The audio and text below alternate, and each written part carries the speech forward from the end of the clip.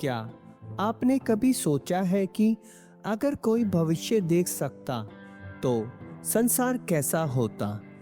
एक ऐसे ऋषि थे जिनकी दृष्टि वर्तमान और भविष्य दोनों को देख सकती थी, जो भगवान विष्णु के अनन्य भक्त थे और जिनकी कही गई बातें कालांतर में सत्य सिद्ध हुई।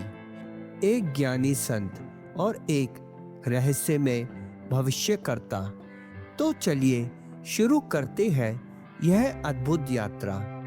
कहानी शुरू होती है एक ऐसे घने वन में जहां योग और तपस्या की गूंज रही थी। वहां एक बालक ने ऋषि पराशर के चरणों में बैठकर ज्ञान अर्जित किया, पर यह कोई साधारण शिष्य नहीं था। उनकी आंखों में एक अद्भुत चमक थी। उनका मन अध्यात्म में लीन था और उनकी वाणी में रहस्य छुपे थे। एक दिन ध्यान में बैठे मैत्रेय ऋषि को एक दिव्य आभास हुआ। उन्होंने काल चक्र को अपनी अंतर्दृष्टि से देखा। उन्होंने देखा राजाओं का उत्थान और पतन। उन्होंने देखा युगों का परिवर्तन।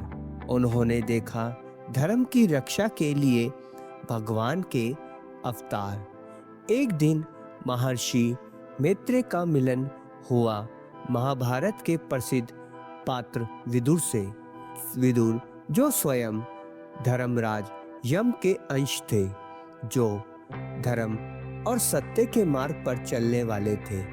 दोनों के बीच हुआ एक संवाद जिसमें भगवत पुराण और विष्णु पुराण को जन्म दिया। मैत्रेय ने विदुर को सुनाई सृष्टि की अद्भुत गाथाएं। मैत्रेय ऋषि ने भविष्य देखा और बताया, कलियुग में सत्य और धर्म दुर्लभ होंगे। लोग धन और लालच में अंधे हो जाएंगे। युद्ध और अन्याय बढ़ जाएगा, लेकिन भक्ति और प्रेम से ही लोग मुक्ति पा सकेंगे। उन्होंने बताया कि भगवान विष्णु का नाम ही अंतिम सहारा होगा। उन्होंने बताया कि जो व्यक्ति सत्य और अहिंसा और भविष्य के मार्ग पर चलेगा, वही इस संसार के बंधनों से मुक्त होगा।